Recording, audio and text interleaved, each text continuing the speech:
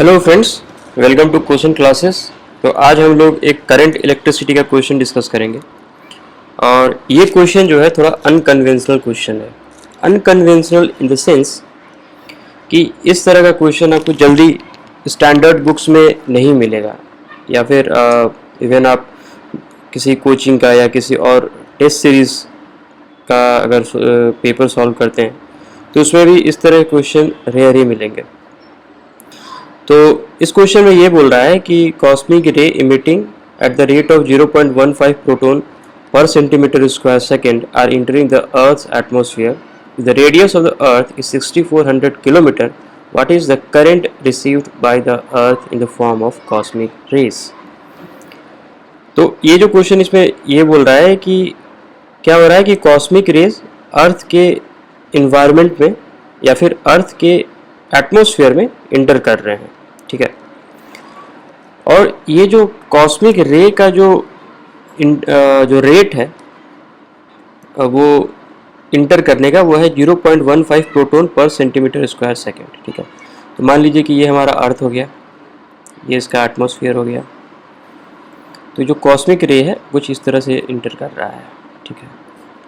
तो कॉस्मिक रे क्या होता है? कॉस्मिक रे बेसिकली प्रोटॉन से बनता है, जैसा कि लाइट रे फोटोन से बनता है।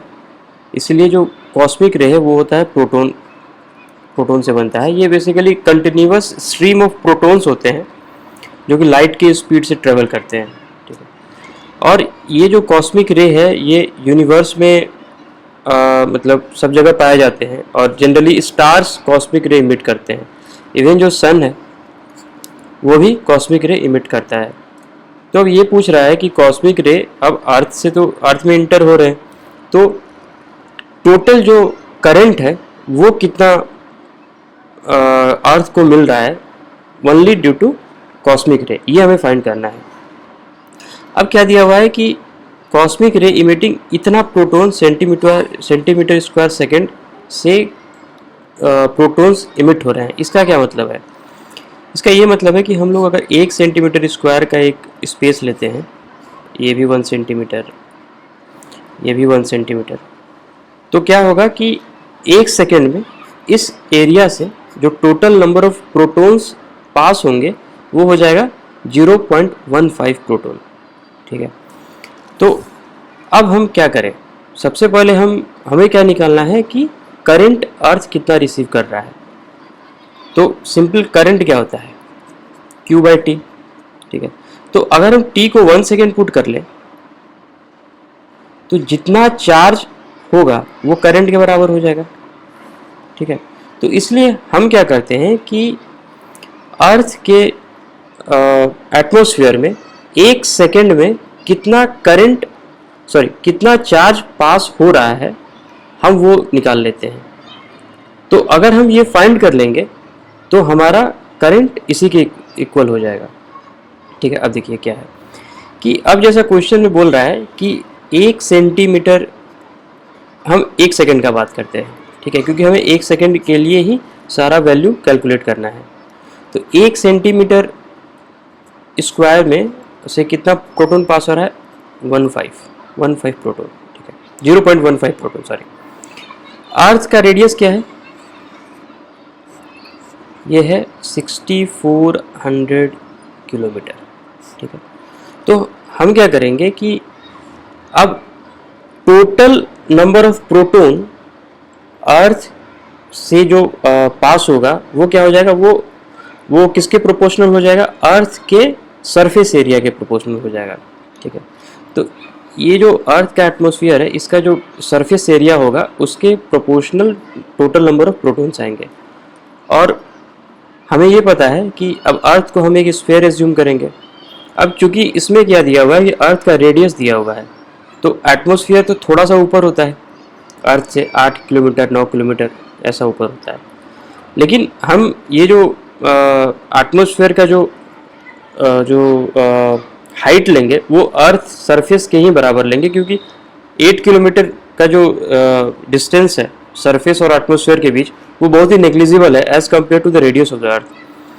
तो अर्थ के एटमॉस्फेयर का जो सरफेस एरिया है उसको कैलकुलेट करने के लिए हम क्या करेंगे कि उसका जो रेडियस है वो हम 6400 किलोमीटर ही एज्यूम करेंगे।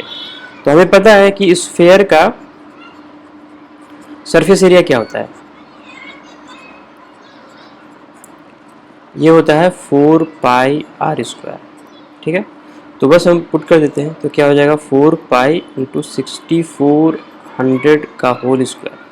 ठीक है, अब देखिए ये जो हमें सरफेस एरिया मिला है वो किलोमीटर स्क्वायर मिला है, तो हम इसे क्या करेंगे कि सबसे पहले सेंटीमीटर स्क्वायर में हम इसको कन्वर्ट करेंगे।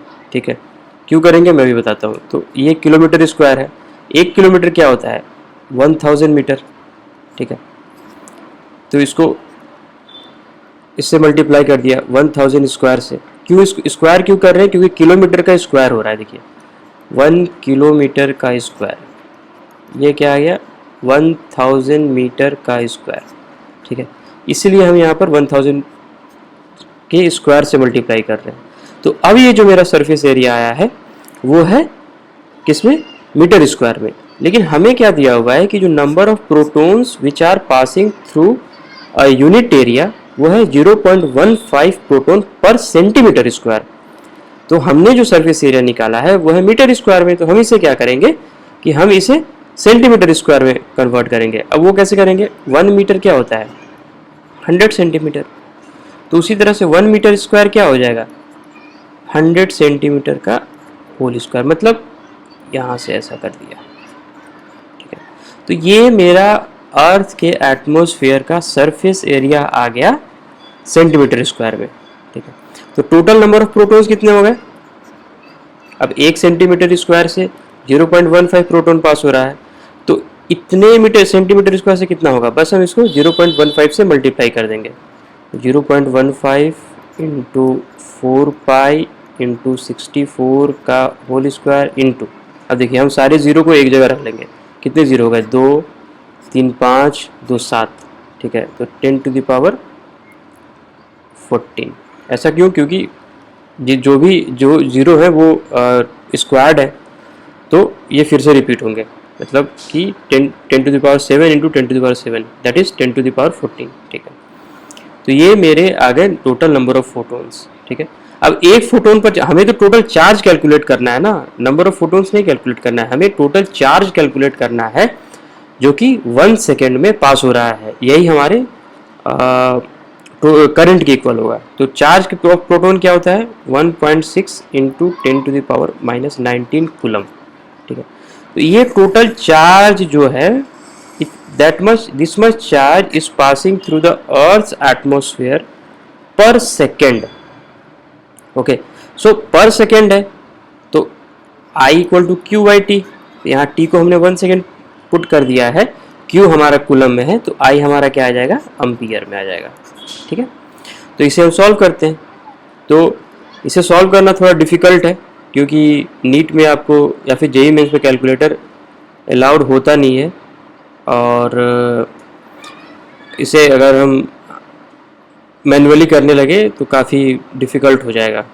तो आप इस क्वेश्चन को, अगर ऐसा एग्ज़ाम में आता है बहुत ज़्यादा कैलकुलेटिव है, तो आप उसे स्किप कर दें, उसको लास्ट के लिए छोड़ दें कि आप देख लें कि और कोई क्वेश्चन आसानी से बन रहा है कि नहीं।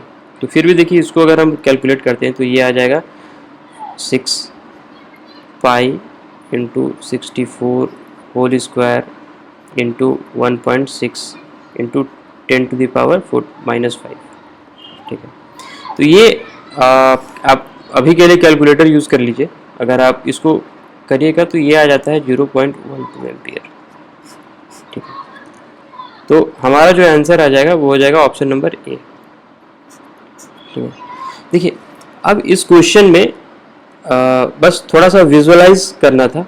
अगर आप इस क्वेश्चन को विजुअलाइज कर लेते हैं तो you would be in a very good position to solve this question.